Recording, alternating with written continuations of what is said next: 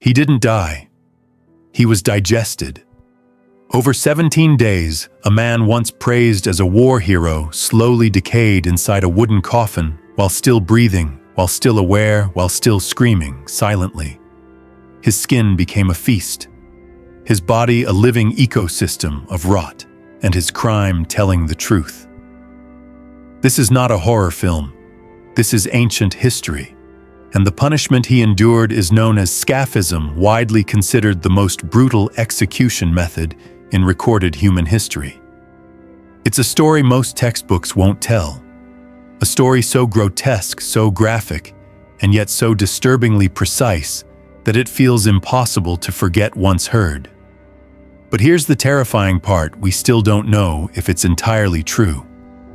Which begs the question, what if the worst punishment ever conceived was invented to silence a hero? Our journey begins in 401 BCE inside the mighty Persian Empire, a civilization of mathematics, astronomy, law, and unimaginable cruelty. Amid political chaos and royal betrayal, one soldier, Mithridates, did the unthinkable. He killed a prince in battle, and in doing so, he saved the empire. But what came next wasn't a triumph. It was a death sentence. Before we descend into the darkness of historical torture, before the honey, the milk, the flies, the infection, we must ask, who decides what becomes history? Who decides what's remembered and what's buried under centuries of propaganda? Scaphism, also known as the boats, was allegedly designed not just to kill, but to erase. To turn a man into a public warning, a slow spectacle of decomposition in the heat of the Mesopotamian sun. No ropes, no fire, just wood waste and insects. It was execution reimagined as digestion. And while historians still debate its authenticity, its psychological impact on modern readers is undeniable. What you're about to witness isn't just about ancient brutality. It's about power, and what power does when the truth becomes inconvenient. It's about propaganda silence, and the cost of speaking out in a world where kings were gods and truth was punishable by torture. So the next time you think of history as lifeless names and dates, remember this: Mithridates didn't just die. He was slowly unmade. Stay until the end. Because what you're about to hear might not be history at all. It might be a warning still alive beneath the surface of every empire. It started with a spear and a lie. In 401 BCE, the Persian Empire, vast, powerful, seemingly eternal, stood at the brink of unraveling, not from foreign invasion, but from something far more dangerous, a family dispute. Two royal brothers bound by blood, torn by ambition.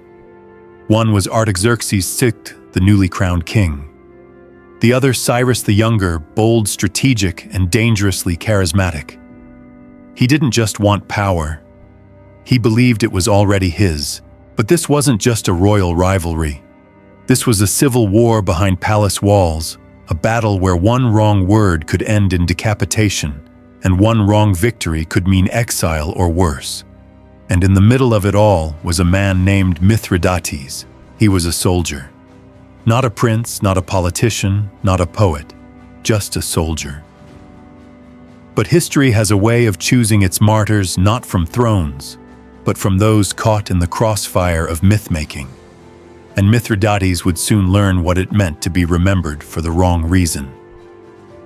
Cyrus, though younger, was no mere shadow of his brother.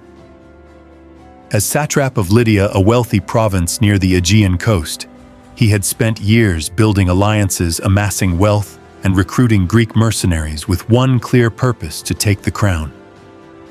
The young prince spoke with clarity, moved with precision, and made war feel like a chess game. By contrast, Artaxerxes was seen as indecisive, untested. He had inherited the throne after the death of their father, Darius II, but his rule was a crown waiting to be contested. Cyrus saw his brother not as a king, but as an obstacle.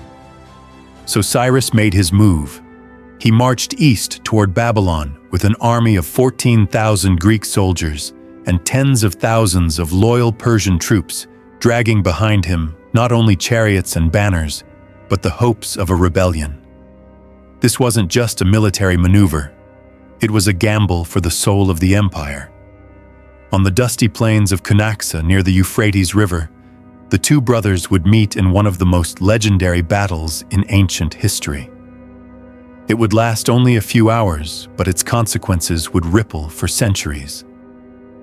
The fighting was brutal, strategic, beautiful in the way that only ancient warfare can be, when men form walls with their bodies and measure glory in blood. The Greek mercenaries pushed deep into enemy lines, carving through confusion with practiced discipline. But Cyrus didn't wait for the lines to collapse. He charged, straight toward his brother. Because in that moment he believed killing Artaxerxes would end it all. And then Mithridates, just a soldier, positioned in the path of destiny. No grand title, no prophecy, just a spear in his hand and a prince on a horse thundering toward the crown. He threw, and the spear flew true. Cyrus fell. A single moment, a single thrust, and with it, the rebellion ended. Cyrus, the young challenger, the future emperor in waiting, bled into the dirt. The Greek army, though tactically victorious in parts of the battle, suddenly found themselves leaderless, stranded and encircled by an empire that had no more use for mercy. Mithridates had done what kings and generals failed to do. He ended a civil war with one act, and for that he was celebrated. Briefly, he was brought before Artaxerxes, rewarded, thanked, honored, but not celebrated, because in that royal tent, the king already had a different story to tell. One where he, not a nameless soldier, was the hero of the hour. A version in which Artaxerxes had personally slain his traitorous brother in combat. A tale that elevated him not just as king, but as divinely chosen, protected by the gods. And in an empire where kings ruled by divine right, truth was what the king said it was. This is where the story fractures. This is the moment where memory becomes myth. Mithridates, perhaps proud, perhaps naive, perhaps drunk on fleeting glory, began telling the truth. At banquets, military councils, gatherings, he recounted again and again how he was the one who killed Cyrus. Not to brag, not to mock the king, simply because it was true. But truth has a price when it contradicts power. And soon the smiles disappeared. The invitations stopped. The guards watched longer, because by claiming that spear, Mithridates wasn't just contradicting the king, he was rewriting royal history. In ancient Persia, where the king's voice was divine while contradicting the official narrative, wasn't just arrogance. It was blasphemy. A cosmic insult against the gods themselves. The lie that made a king couldn't afford to be challenged, not by a soldier, not by anyone. And so in the quiet corridors of the palace, a new story began. One that would end not with exile or silence, but with a punishment so horrifying, so deliberate, it would burn Mithridates out of memory by turning his body into a warning. The truth may have saved the empire, but the truth-teller would not be spared. The most dangerous man in the empire wasn't a rebel, a foreign spy, or a warlord. It was a soldier who remembered too much. And worse, he spoke it. Mithridates had no crown, no court, no power except for one thing: truth. A truth spoken once, twice, and then too often. At first, it was a story told with pride, then with unease, then in silence behind closed doors, as eyes darted to corners and voices dropped to whispers. But the damage had already been done. In a world ruled by narrative, truth becomes treason the moment it contradicts the king. And in Persia, the king was not merely mortal. He was divine in name, eternal in law. To say the king lied, even indirectly, was to question the gods themselves. And that's exactly what Mithridates had done. The palace that once welcomed him with wine and gold now echoed with the sound of his isolation. Invitations dried up. Guards no longer nodded. Fellow soldiers avoided his eyes. He had become a walking reminder of a truth that should not exist. A crack in the perfect mirror of royal legend. He didn't run. He didn't hide. Perhaps he believed that history would protect him. Perhaps he thought that the gods he honored on the battlefield would shield him from the politics of memory. But ancient empires are not built to reward truth. They are built to preserve myth. The myth now threatened was sacred Artaxerxes, the great Artaxerxes, the victor Artaxerxes, the brother slayer chosen by Ahura Mazda himself. That myth had been engraved into stone, sung by court poets, and etched onto royal seals. There was no space for correction, no footnotes in imperial storytelling. Mithridates was not facing a trial. He was facing erasure. Rumors began to spread not about what he had said, but about him. That he was unstable, that he drank too much, that he exaggerated, that he sought glory for himself. The classic smear campaign, timeless, effective, and fatal. Soon the memory of what he did became contaminated by what he had become. A warning came, unofficial, whispered. A fellow officer, once his friend, pulled him aside late at night and said only this: "You're being remembered for the wrong reasons. Forget your truth, or they'll help you forget it." But the man who threw the spear that ended a rebellion did not bend. He refused to erase himself. And so the king moved. No formal charges, no declaration of guilt, no defense, just silence, and then a sentence carried out in shadows. Mithridates was taken without ceremony, stripped not only of rank, but of personhood. He would not be executed like a traitor. No, that was too quick, too merciful. His crime was not rebellion, but defiling the royal narrative. For that, the punishment had to be poetic. It had to be legendary. That's when they chose scaphism, the ancient Persian execution method whispered about even in Greek taverns, where men drank and dared each other to believe it was real. A punishment so vile, so calculated, that many scholars today still question whether any civilization could have actually invented it. But whether real or constructed, the message was clear. This is what happens when memory disobeys power. Mithridates was not just to be killed, he was to be unmade. A wooden frame was ordered. 2 identical boats, hollowed, rough, crude, fitting together like a coffin designed not to bury the body, but to let it rot in full view. Honey and milk were gathered not for ritual, but for rot. The man who had once shared a battlefield with princes would now share his flesh with flies, maggots, and sun. Even now we must pause and ask, was this real? Was scaphism truly practiced? Or was it invented to frighten, to exaggerate Persian cruelty, to justify Greek superiority? We may never know. Because truth and myth rot the same way once sealed inside a story. But one thing is certain, what Mithridates represented had to be destroyed. Not for what he did, but for what he knew, for what he refused to forget. So they fed him not poison, but praise, not chains, but ritual.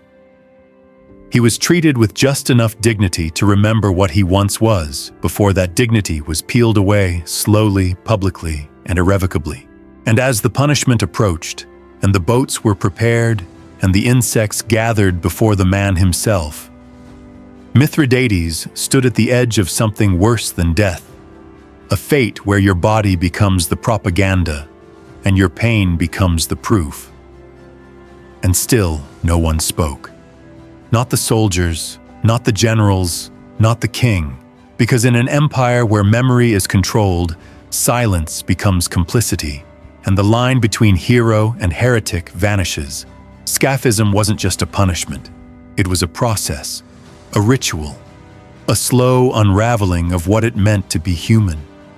And for Mithridates, the man who had once stood tall with a spear in hand, it began not with violence, but with milk and honey. He was force-fed gallons of it far beyond what the human body could endure. Not as a final meal, but as a biological trap. The goal wasn't nourishment. The goal was to turn his body into a swamp, a fermenting cage of disease. As his stomach revolted, diarrhea came quickly, uncontrollable, constant, and violent. It pooled beneath him, soaked his skin, became a breeding ground. Then came the 2 wooden shells, boat-shaped, hollowed, aged. He was stripped naked and laid into one, his limbs carefully arranged so that his arms, legs, and head protruded from the edges. His body was then sealed in, not crushed, not pierced, but confined, trapped between timber and truth. And then they waited. Day 1, he screamed. The sun beat down. His sweat mixed with the honey they smeared over his exposed flesh, not to soothe, to bait. The buzzing began before noon. Flies found him, then wasps, then worse. He tried to swat them, but his arms couldn't move. His face twitched, but there was nowhere to go, nowhere to hide, and no one was listening. Day 2. The insects grew braver. They climbed into his nostrils, crawled across his eyes, and fed on the mucus that fear had triggered. The milk and honey inside his gut continued to boil. The stench around him thickened. Even the guards gagged but didn't leave. Day 3. He stopped screaming, not from peace but from exhaustion. His lips cracked under the heat. His eyelids unable to blink away, the sun swelled. Some accounts say the executioners cut them off so he would be forced to watch himself rot. Day 4. Maggots hatched, inside his mouth, in his ears, between his toes, in the folds of his groin. They didn't just feed on the honey, they began to burrow. And Mithridates, no longer soldier, no longer man, could only shiver and mumble through a mouth filling with larvae. Day 5. The hallucinations began. Some say he whispered to his dead comrades. Others claim he laughed a soft, wet sound that no longer sounded human. But whether he was praying or babbling, one thing was certain: his mind was beginning to break. The body follows, but the mind, that shatters first. Day 7. His eyes were swollen shut. The bugs crawled underneath them. Infection spread. The skin of his legs turned purple, bloated from internal gas. But still he lived, because that was the point. Day 10. His hands had become clusters of feeding tunnels buzzing with life. The soft tissue of his cheeks had begun to collapse inward, as if nature was trying to fold him in on himself. His own body now treated him like an enemy.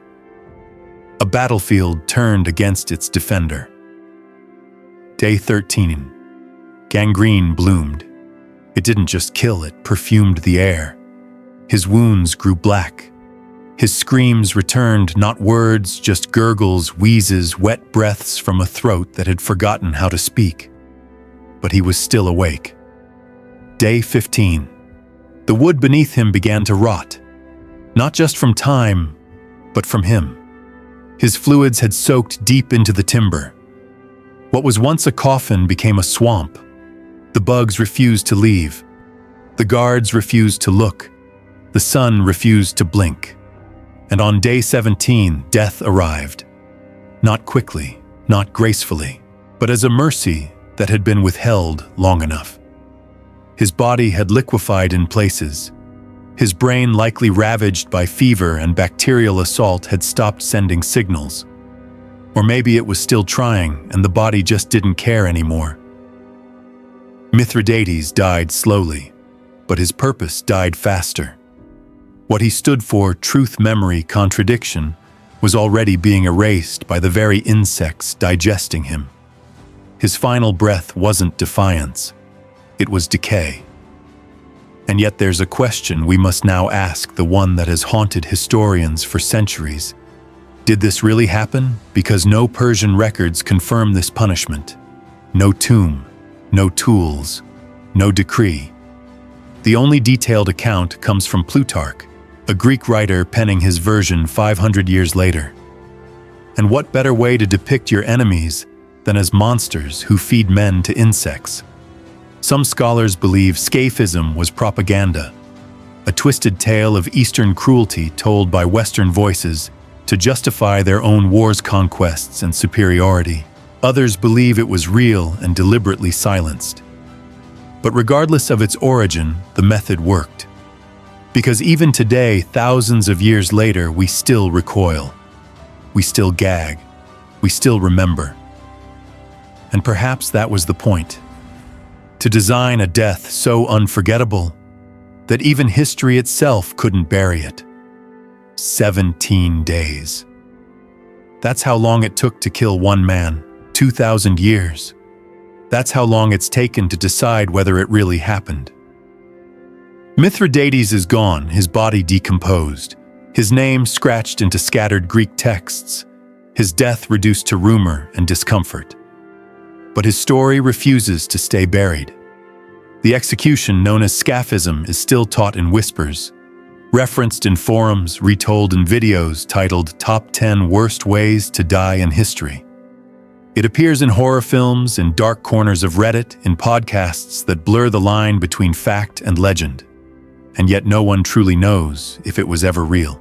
The only detailed source comes from Plutarch, a Greek writer born half a millennium after Mithridates' supposed death. His words are vivid, almost too vivid. He describes the process in meticulous detail, as if he stood beside the wooden boats himself. But he didn't. He couldn't have. He was born in a different century, in a different country, with a different agenda. No Persian records confirm scaphism, not one, no inscriptions, no royal decrees, no physical remnants. And that silence says more than we think. The Persians were meticulous archivists. They documented punishments, trials, rituals, laws, but not this. Not the boats, not the bugs, not Mithridates. So, was scaphism real, or was it propaganda? A psychological weapon crafted by Greek writers to portray the Persian Empire as barbaric, cruel, and inhuman, because if you make your enemies look like monsters, you don't have to feel guilty killing them. You can burn them, invade them, erase them, and call it justice.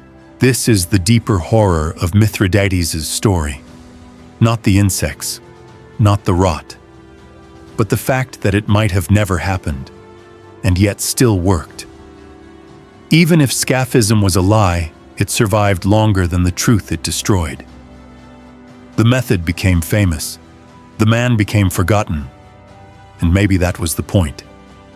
Because what do we really remember about Mithridates? Not his loyalty. Not the moment he saved a king. Not his act of valor in battle. We remember how he died. We remember his pain, not his purpose. That's what erasure looks like.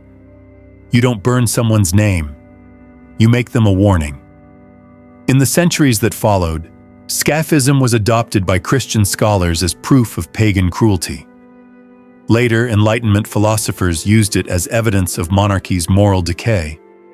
Modern historians use it to explore the boundaries between myth and memory, while content creators use it to drive clicks, shock, and fascination. But here's the quiet tragedy: the more viral the method becomes, the more invisible the man inside it becomes. Mithridates died 17 days too slowly, but his identity disappeared instantly. That is how history digests people, not by forgetting them, but by distorting what they stood for. And this is where the question gets uncomfortable. What other stories have we accepted without question? What other deaths have we memorialized with misinformation? How many so-called evil civilizations have been filtered through the pens of their enemies? And how many truths have died not from fire or execution, but from silence? Scaphism, whether real or fabricated, exposes a crack in how we teach history. It shows that whoever controls the narrative controls the memory, that kings can invent victories, that empires can erase martyrs, that punishment doesn't end with death, it continues through how we remember the dead. So maybe Mithridates wasn't just digested by bugs.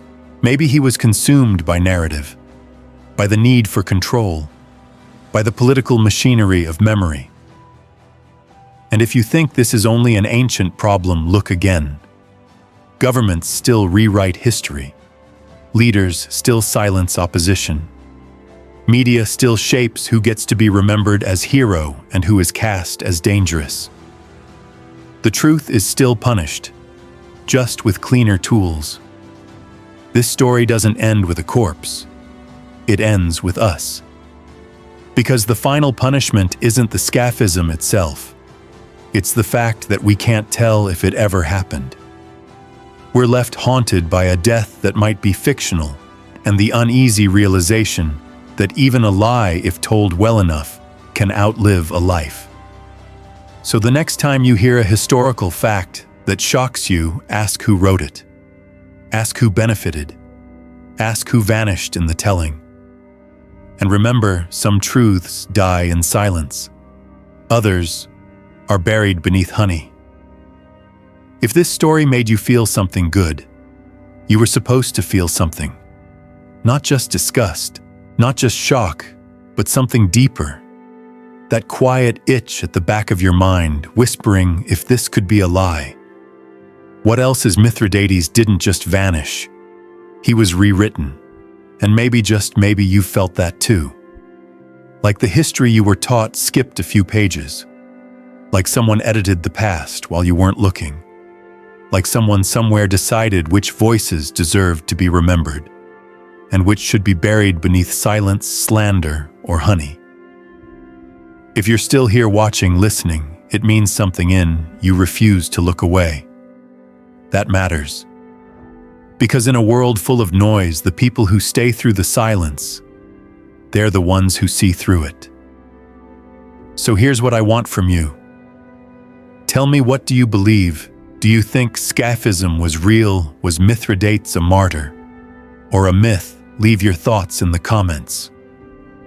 No answer is wrong unless it's silence. And if this story lingered in your chest, save it. Watch it again.